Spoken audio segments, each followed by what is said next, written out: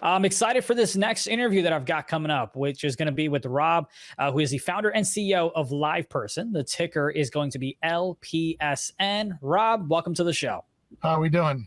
How are we doing? I'm doing great. Thank you so much for spending your morning with us. I really do appreciate it. You know, I was telling my friend last night that I was going to interview you, and I was trying to explain to her what it is that your company does. I did a terrible job of it. So if you'd explain it to me like I'm five, what is it that your company does?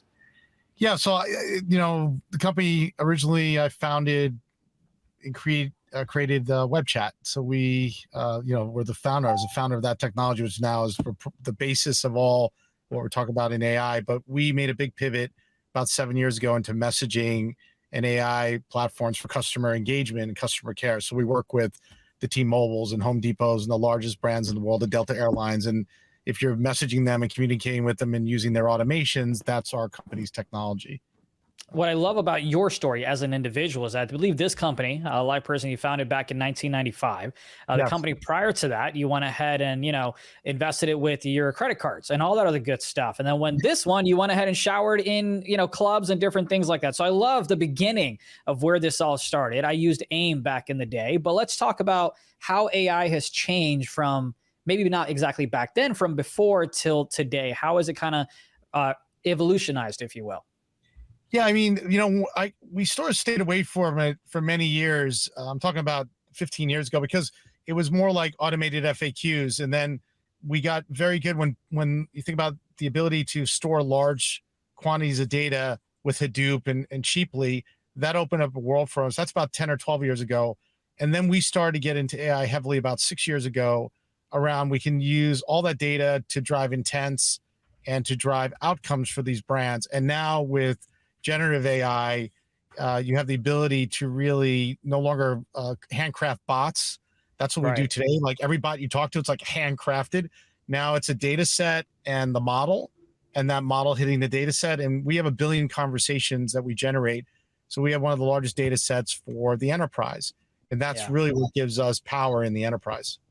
What's interesting is when I was looking at your website, one of the words that always stuck out to me, no matter what page I went on, was conversational AI. I know you mentioned one of your clients, T-Mobile. You've also got Delta. Whenever I try to call Delta, they say, hey, do you want to talk to somebody instead? So that's more of a conversational piece. You've got Home Depot. But let's talk about Pepper on the Chipotle side of things. That's a company that you work with as well. How are companies saving money by kind of using your software?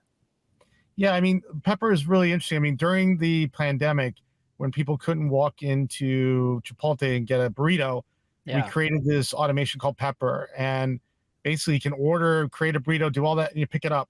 And so it just allowed them, if you see during the pandemic, they continued to execute and do well. And that's because of the technology. Now, beyond that, they use it for HR to manage their people in the stores. So there's so many different use cases in the enterprise. And that's really our focus, is how do we give these outcomes to reducing costs? And a lot of it's that's where it is today, because the contact center is the #1 place where people want to reduce costs. That's a huge amount of headcount, and that's our focus. That's where we came from. But we're seeing these other use cases like Chipotle and other things. So. Yeah, and especially because, you've now, whenever I'm on TikTok, it has videos about like how when you go through a drive-through, it's an automated voice talking to you, taking your order, and kind of like a human interaction. So it's interesting because I went to Walmart the other day and there's no one else checking me out. It's all self-checkout. So we're kind of shifting towards this automation world, which is fascinating, but kind of scary at the same time for me. So let's talk about like the ethics of AI if we can. Are you at all concerned about all this data, all these things that are being collected for the individual, making sure that it's used in a safe manner? And I'm thinking in terms of like deep fakes and voiceovers and all those things.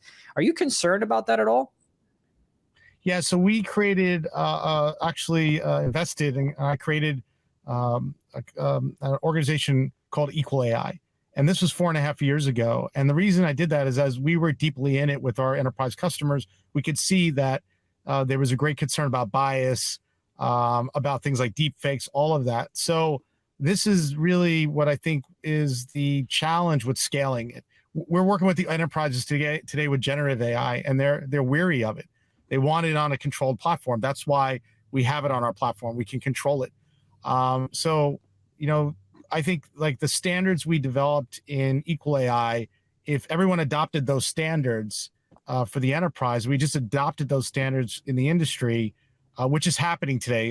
Miriam Vogel, who runs that org now, she's on the government has a council for AI. She's the chairperson of that. So we have a lot of influence in this world of AI, and we're seeing that people are starting to adopt it. But I think the government ultimately should start to put parameters around, how we use it, how we utilize it, like they did in China. China took a lead on it. China took a lead on it, and that's ultimately why I think actually they have more trust. If you look at a survey that just came out from Stanford University, there was a big study on AI in China. People in China have like the greatest level of trust when it comes to this technology, because I think it was like 5 or 6 years ago, the government put in guardrails, Yeah. they put in rules, and that's what happened. So yeah, I definitely do think we need some type of regulation. And as the technology advances, kind of like how Bitcoin was a new thing back when, and you had the government try to go ahead and make sure that the consumer was safe.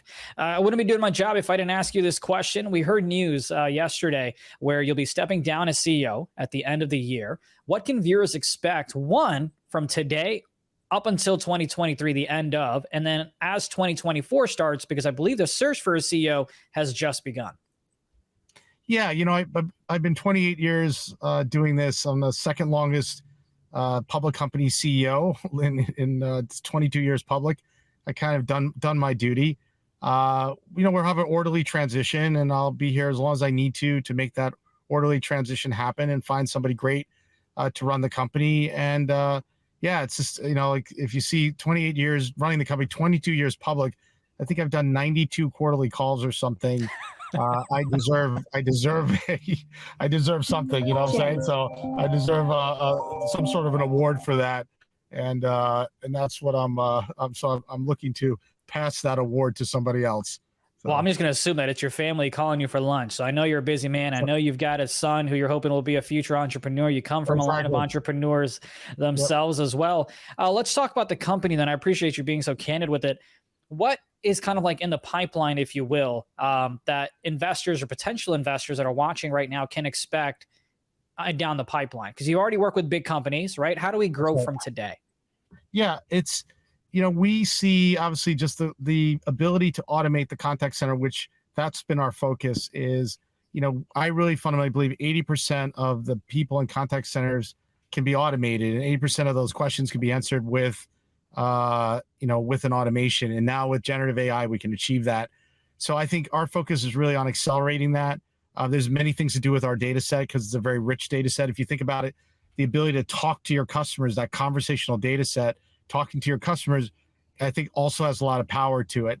So that's really where I see the focus of the business right now is just stay where we're going, keep scaling that. We have a lot more brands to go after, and we have a lot more to do within the brands that we work with. Awesome. Appreciate that. Now, I know we've talked about the past, the present, and the future, but I did want to give you at least a minute if there's anything else that you wanted to talk to our viewers about. And by the way, I'd love to talk to you again, before the December end, no question. Yeah, I was listening to a couple of your guests, and if I'm an investor, I'd be like, what do I invest in with AI? And everyone's AI, like everything now is AI. I think fundamentally you have to look at, from one perspective is, and it's a single question you can ask, how many automations do you actually do? Like how many automations do you take place? For instance, on our platform, 70% of the conversations on our platform have some form of automation. And I think if you want one singular focus as an investor, if you ask that question, they say, well, it's this, it's that, they need a clean answer. And that, I think you'll know how to invest then, because it means you have the fundamental data set, you have the fundamental models and technology to drive the automation. And today what it's about, it's mostly about cost savings. Like we're seeing the replacement of different workflows, marketing, sales, customer service. So I think as an investor, I could see how it could be really confusing. It reminds me of .com when I got started, like where do you invest? And I think state of the fundamentals, like where does the business help another business, create automations and scale, and what cost savings do they give? If they can be clear on those answers, then it's a place to invest.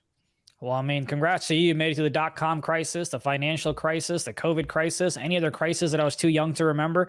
We appreciate you for joining us, and I really do hope you get a chance to enjoy at the end of the year. Thank you so much. And you've got earnings coming up in less than a month, so I look forward to having those conversations with you soon as well. Same here. Okay, Nick. Have a good one. Take care, Rob.